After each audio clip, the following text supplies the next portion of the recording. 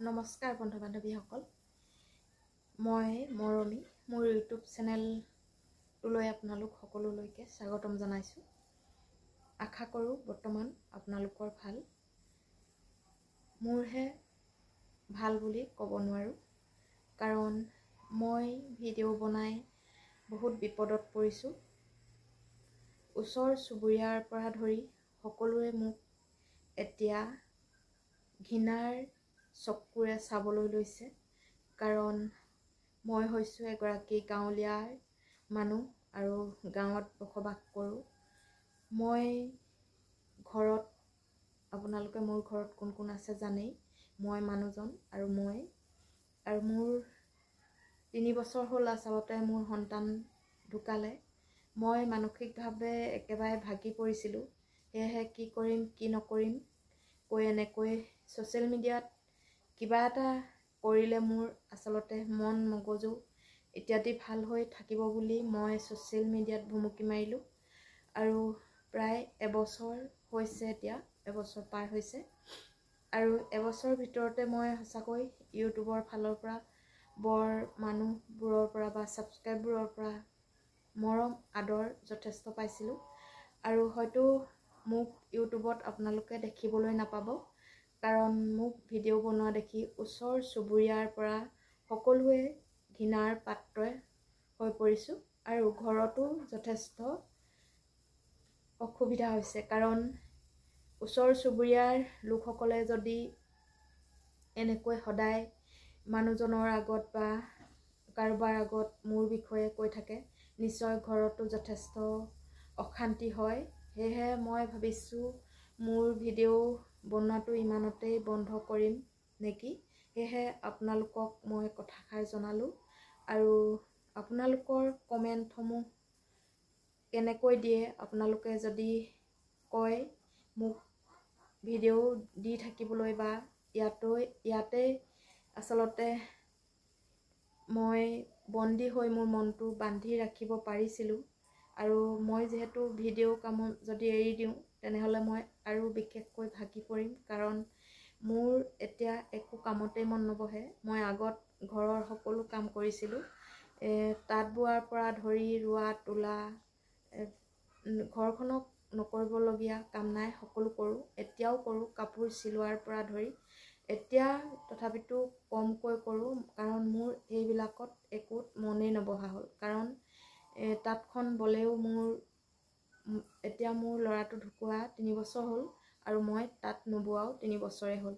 মোৰ তাঁতৰ পাতত এতিয়া মুঠতে বহিবলৈ মন নাযায়।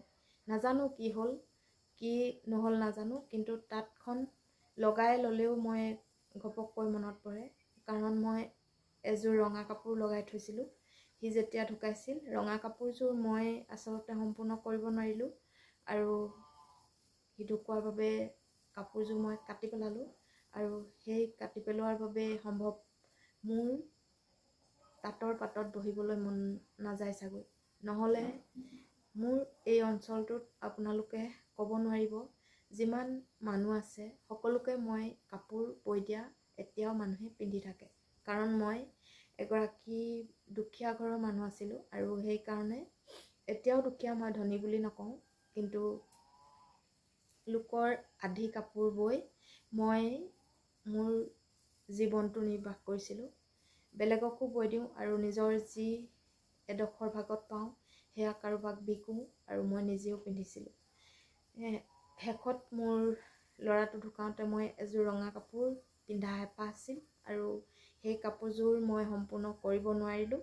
আৰু তাৰ পাছৰ পৰা মোৰ তাঁত বোৱা একেবাৰে বন্ধ হৈ গ'ল।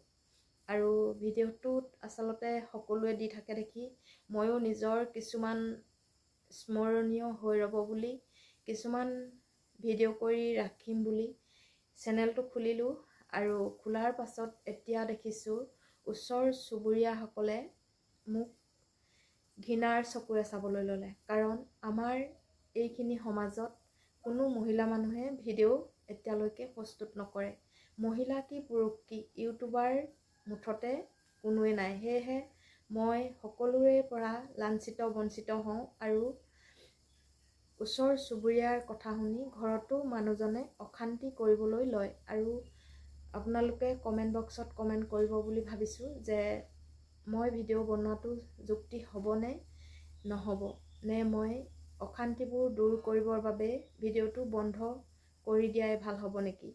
নিশ্চয় মই ইউটিউব চেনেলটো বা কিবা এটা মোটা চলি থাকিবৰ পৰাকৈ কিবা এটা পাইছিলোঁ, হয়, সেইটো পোৱাৰো এতিয়া মোৰ শেষ হৈ থাকিব, কাৰণ মোৰ উপাৰ্জনৰ পথ বুলিবলৈ এতিয়া একোৱেই নাই।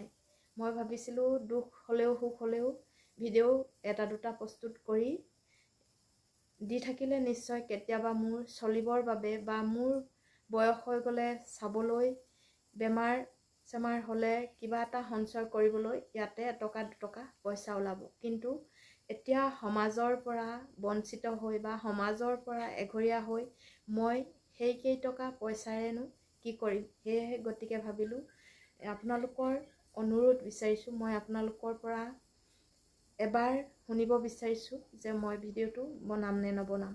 প্লিজ আপোনালোকে মোক কমেণ্ট কৰি কমেণ্ট বক্সত কমেণ্ট কৰিব বুলি আশা ৰাখিলোঁ। মই বহুত ভাগি পৰিছোঁ, আচলতে এইবোৰ কথাই মোক মগজটো খুলি খুলি খায় আৰু বহুত অশান্তিত আছোঁ। সেয়েহে মই আপোনালোকলৈ আজি এই ভিডিঅ'টো আগবঢ়ালোঁ আৰু আপোনালোকে লাইক কমেণ্ট শ্বেয়াৰ কৰি মোক জনাব বুলি আশা ৰাখিলোঁ।